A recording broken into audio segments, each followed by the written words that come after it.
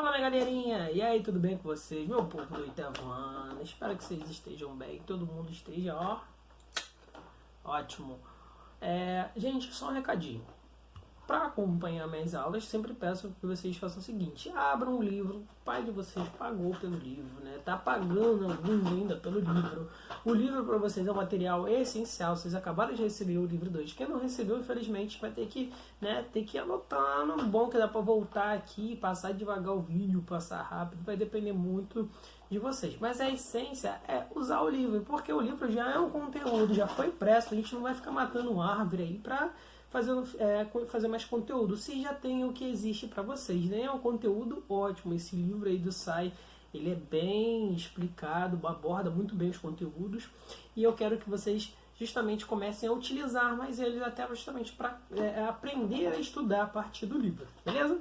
Então, na aula 1, que a gente falou na terça-feira justamente sobre o processo de independência do Brasil, como o Brasil se tornou independente, a parte até chegar à independência. Aí hoje a parte 2 falar justamente sobre o Brasil no primeiro reinado, beleza? Então vamos lá, galera, para começar. A gente viu como o Brasil se tornou independente no dia 7 de setembro de 1822, Dom Pedro I, às margens lá do Rio Ipiranga, lá em São Paulo, lá não era o Rio Tietê não, Ipiranga, tá? Declarou a independência do Brasil. Existe um monumento lá até hoje, grandão, se vocês procurarem monumento da independência do Brasil, tá lá bonitinho até hoje, né? Ele declara justamente a independência do Brasil. Mas por que ele declarou? Aí que a gente tem que entrar na questão, né? Aí a gente vai ver que ele declarou a independência do Brasil, só um resumozinho aqui, declarou a independência do Brasil para não cumprir mais ordens vindas direto de Portugal. Show? Primeiro, como é que a gente vai ver justamente esse primeiro reinado? Primeiro reinado a gente vai ver, né? Como é que vai ser o processo desse primeiro reinado? A gente vai ver a participação popular, as lutas internas e as lutas externas, né, do Brasil. A gente vai ver a formação da Constituição, e aí eu vou explicar para vocês o que é uma Constituição, beleza? De 1824. A gente vai ver os conflitos internos também, a gente vai ver também a Confederação do Equador e a Guerra da Cisplatina. E aí a gente vai encerrar esse primeiro reinado, beleza? Gente, o que a gente vai ver? A gente vai ver até esse ponto, por quê? Dessa outra parte para cá, a gente vai ver, no próximo capítulo, a gente vai ver o fim do primeiro reinado. Show? Então vamos lá. Gente, primeiro reinado, quando a gente fala da participação popular, quando houve o processo de independência, o Brasil se tornou independente. As pessoas nem sabiam que o Brasil tinha se tornado independente, demorou um tempão. Para vocês terem uma ideia, quando no dia 7 de setembro de 1822, o Dom Pedro, lá, o Pedrinho, declarou a independência do Brasil, ele levou um mês para chegar a notícia na Bahia, né? E não é porque não tem piada de baiano não é porque baiano as coisas chegam mais devagar, não é porque realmente as pessoas não estavam nem um pouco interessadas, as pessoas sequer participaram da independência do Brasil. Por quê? Porque foi uma coisa feita pelas pessoas de cima, pelas elites, o pessoal que governa, o pessoal que tem o poder e o pessoal que tem o dinheiro, beleza? Então é isso que a gente tem que começar a entender. O Brasil, a política no Brasil vai ser construída justamente das pessoas de cima, beleza? E não das pessoas de baixo. Então também é um dos motivos do Brasil ser o único país das Américas a se tornar uma monarquia, diferente do que estava acontecendo nos outros países que se tornaram uma república. Isso é importante porque república é uma coisa pública, coisa para todos, né? E aí você tem uma democracia, você tem um congresso, você tem todas as pessoas participando da política. Não é uma monarquia, não.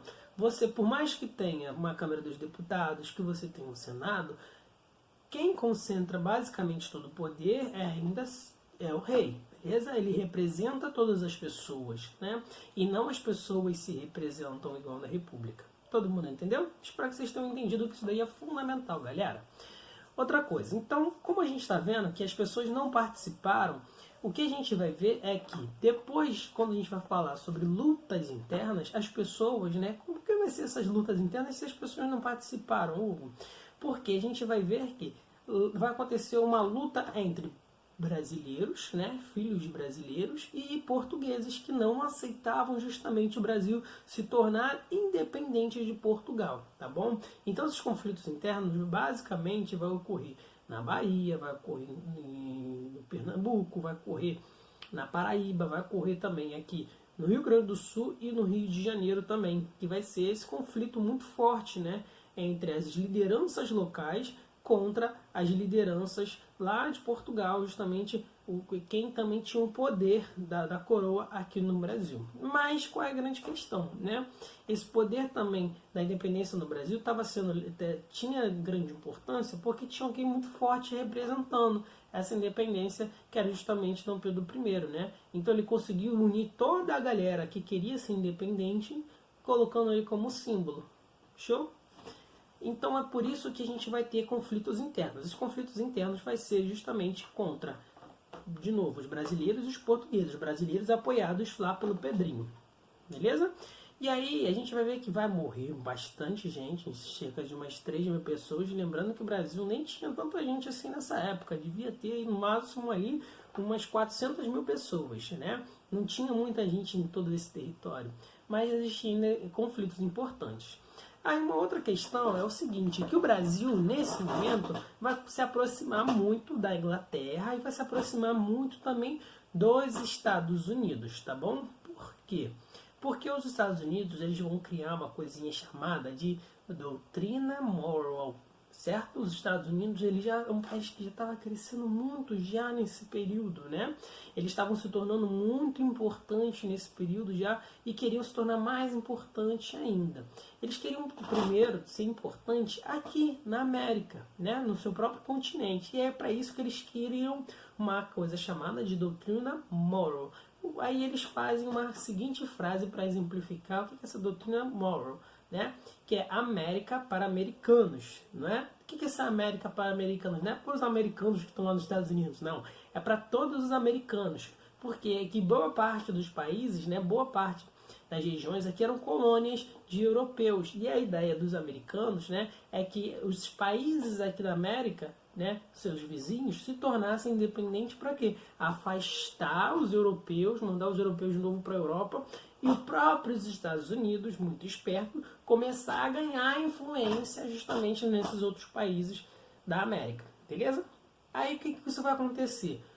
Também o Brasil, de certa forma, ele vai aumentando a sua influência com a Inglaterra. Por mais que os Estados Unidos quisesse muito crescer aqui ainda na América, a Inglaterra ainda estava muito forte, a Inglaterra ainda tinha muito poder, né? E a Inglaterra, para conseguir também a independência do Brasil, né, ele faz com que o Brasil, Dom Pedro, assine novos tratados comerciais que vão beneficiar sempre quem? A Inglaterra, os ingleses. O inglês é muito esperto, vocês estão marcando bobeira.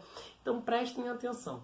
Quem é que vai ser mais beneficiada da independência do Brasil? Vai ser a Inglaterra, beleza? E também os Estados Unidos, porque os Estados Unidos vai ajudar muito o Brasil no processo de independência. Então a gente tem que entender que vai ter lutas externas. Essas lutas externas também vai ocorrer muito também por várias outras medidas. E a gente vai ver que vai ter a Guerra da Cisplatina, tá bom? Vai ter justamente depois, a gente vai ver que vai ter alguns outros pequenos conflitos ali justamente na Bacia do Prata. O que é essa Bacia do Prata? É um grande rio lá na região sul do Brasil, né, que faz fronteira com os outros dois países. Que na verdade faz fronteira com 3 países, né? Tirando o Brasil, que vai ser hoje em dia Uruguai, Argentina e Paraguai.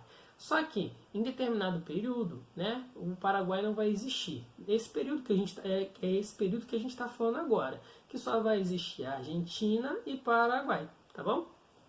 Então vamos lá. Primeira coisa que a gente tem que entender é que esses conflitos externos são importantes. Quem vai auxiliar nesses conflitos externos vai ser justamente a Inglaterra e os Estados Unidos vai auxiliar para que os países latino-americanos, como o Brasil, se tornem independentes dos outros países europeus. Exemplo disso, né? Cuba é uma ilhazinha pequena, bem próxima dos Estados Unidos. Mas lá no início do século, né? Lá no início de 1890, 1880, Cuba era ainda era uma colônia espanhola. E aí o que os Estados Unidos fez? Os Estados Unidos bancou toda a independência de Cuba, que auxiliou com o exército para expulsar os espanhóis e assim conseguir ter influência política sobre Cuba. E é por isso que até hoje existe uma base naval americana em Cuba, né? Para vocês verem que a história começou bem lá atrás. E aí a pergunta fica, qual a importância de eu estar estudando isso hoje em dia? Né? É a gente começar a entender que o nosso país surge a partir de conflitos, né, entre elites, conflitos principalmente externos entre países importantes como a Inglaterra e os Estados Unidos, o interesse desses países em relação ao Brasil, entender como a gente é importante também para os outros países, a gente entender aonde a gente está, que a gente está na América do Sul e divide fronteira com outros países, e isso vai influenciar muito o quê?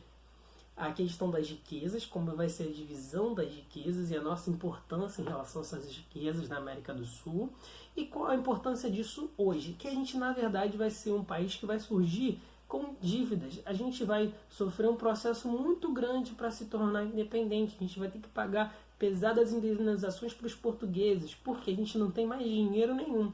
Isso gera um grande problema e a gente vai ver depois esse problema lá na frente, que esse problema vai se carretando no Brasil, né? Ele vai vivendo no Brasil durante um bom tempo. Então vamos lá. Depois dessas lutas externas, a gente vai para a formação da Assembleia Constituinte. E essa parte eu quero que vocês entendam muito bem. Eu vou colocar justamente depois vou colocar para vocês lá esse demonstrativo. Né? Um demonstrativo justamente como é que é o poder moderador, como é que as coisas vão se formar. O que é uma Assembleia Constituinte? Primeiro, o que é uma Assembleia Constituinte? Para a gente saber o que é uma Assembleia Constituinte, a gente tem que lembrar agora lá da aula de Revolução Francesa, tá bom? E a gente vai ver que depois da Revolução Francesa, todos os países, basicamente, que vão surgir, vão fazer uma Constituição. Mas, Hugo, o que é uma Constituição? Uma Constituição, basicamente, é isso daqui, ó. Né?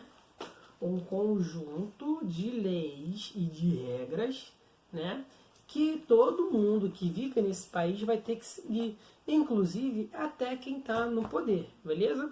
Então vai juntar um conjunto de pessoas para poder fazer essa Constituição, beleza? Olha só, aqui esse livro ele tem várias leis do Brasil, né? Pelo início, tem até a Constituição do próprio Brasil, né?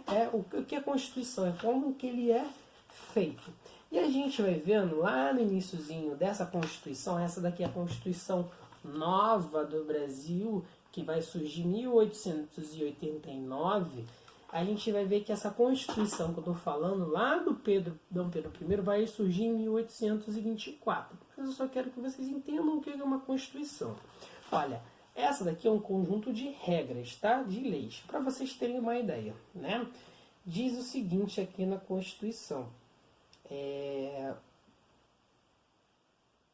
A Constituição, que a Constituição é do pluralismo político, né? E diz que todo poder emana do povo, que todo poder está no povo, que exerce por meio dos seus representantes eleitos, né? De quem você está elegendo. Então, as pessoas estão elegendo alguém para representar ela, nos termos desta Constituição. Então, olha só, está falando que, então, esse livro ele carrega todos os direitos e os deveres das pessoas.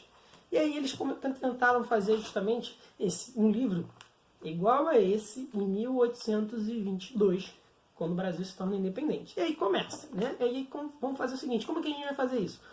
Então junta um pouquinho de cada pessoal de cada estado do Brasil, né? De cada província chamada na época, e vamos sentar para a gente fazer essa Constituição, esse acordo, né? E aí todo mundo se juntou e tal, beleza. Aí o Dom Pedro tá olhando aquilo, não tá gostando. Ele, tô gostando disso não. Por quê? As pessoas que estavam ali formando a Constituição queriam reduzir o poder do rei, queriam criar alguns mecanismos para diminuir esse poder do rei, queriam intervir mais na política, né? E aí esse rei Dom Pedro I não estava gostando muito. Ih, ó, tô gostando disso não. Não vai ser assim não. É, o que ele faz? Ele fecha a Assembleia Nacional Constituinte, em 1823. Aí depois, o que ele faz? Ele cria uma outra coisa chamada de Conselho de Estado. Esse Conselho de Estado, né, que vai ajudar a criar essa nova Constituição. Esse Conselho de Estado é basicamente feito por portugueses que se aliaram a ele, né, no processo de independência do Brasil. E aí esses caras, né, ele entende que esses caras são os melhores para poder criar essas leis, esses contratos, esses acordos. Ele, ó, beleza, confio em vocês.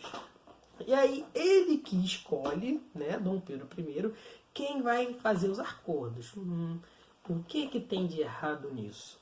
O errado nisso é que você, como representante, não pode escolher quem vai fazer as leis, porque a ideia é o seguinte, é que as pessoas escolham, né? Porque seria muito fácil. Imagina, eu vou escrever um livro de regras. Vou escolher quem eu quiser para escrever esse livro de regras. E esse livro de regras vai ficar muito igual ao que eu quero, porque eu já estou escolhendo as pessoas, certo? E aí esse que é um certo problema. Mas aí, beleza. Continuou e em 1824 dá início justamente à primeira Constituição do Brasil, o primeiro acordo do Brasil, e aí coloca o Brasil como um país, justamente com leis, com regras e soberano. O que é soberano? Ele é o único que exerce o poder em todo o território, né, em todas as terras do Brasil. Show? E aí, nesse período, eles criam uma coisa chamada de poder moderador, criam um voto censitário que só pode votar quem tem terras, determinadas quantidades de terras, né? E só uma coisinha aqui engraçada, eu sei que vocês vão rir e vão levar na maldade, porque, ó, conheço vocês. Essa Constituição de 1824 ficou conhecida como Constituição da Mandioca. Por quê? Para você votar nos deputados, só poderia votar quem fosse, óbvio, maior de 21 anos e quem também tivesse uma quantidade de terras. E, óbvio, só homens poderiam votar. Então, poucas pessoas poderiam votar e botaram o nome de Constituição da Mandioca, né, um apelido, porque você deveria ter terras, né? E no Brasil, o que mais se contava nesse período também era mandioca. Então, o que vai acontecer? Vai criar-se no Brasil uma coisa chamada de poder moderador, né? Esse poder moderador, ele vai ser da seguinte forma: o rei, ele vai estar basicamente no centro de tudo. Como assim? Ó, rei, judiciário,